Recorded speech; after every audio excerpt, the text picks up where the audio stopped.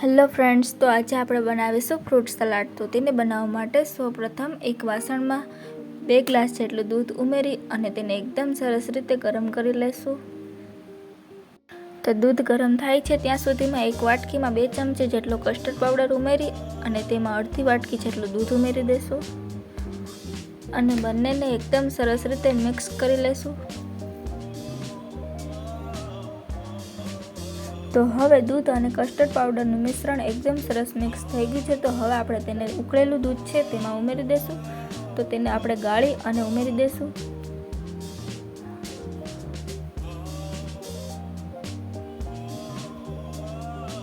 તો હવે આપણે તે દૂધ ઉકળી ગયું છે તો તેમાં આપણે કસ્ટર્ડ પાવડર અને દૂધનું મિશ્રણ જે તૈયાર કરેલું છે તે ઉમેરી દઈશું અને તેને સતત હલાવતા રહેવાનું છે જેથી તે નીચે બેસે નહીં। તો આપણે આ મિશ્રણને 10 થી 12 મિનિટ માટે એકદમ સરસ હલાવતા રહેવાનું જેથી ઘટ થાય ત્યાં સુધી તેને હલાવવાનું છે।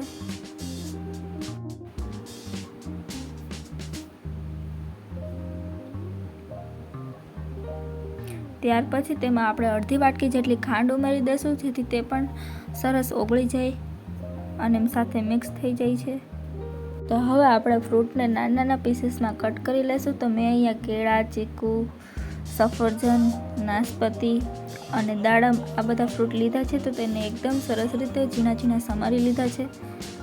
તો હવે દૂધને ઠંડુ કરી અને પછી તેમાં આપણે બધા ફ્રૂટ ઉમેરી દઈશું। તો દૂધને 10 થી 12 મિનિટ માટે ઠંડુ કરી લેશું। તો 10 થી 12 મિનિટ પછી દૂધ આપણું આવું ઠંડુ અને ઘટ થઈ જશે। ત્યાર પછી આપણે તેમાં બધા સુધારેલા ફ્રૂટ ઉમેરી દઈશું। તમે જોઈ શકો છો આવું એકદમ સરસ ઘટ થઈ ગયું છે। તો હવે આપણે તેમાં બધા ફ્રૂટ્સ ઉમેરી દઈશું।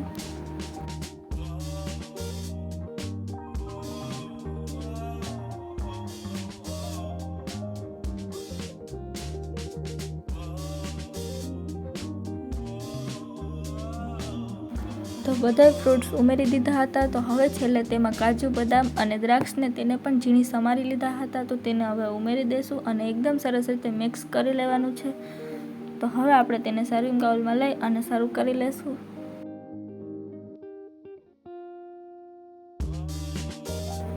અને ઉપરથી થોડાક દાડમના દાણાથી ગાર્નિશ કરી લેશું જેથી એકદમ સરસ દેખાવ આવે।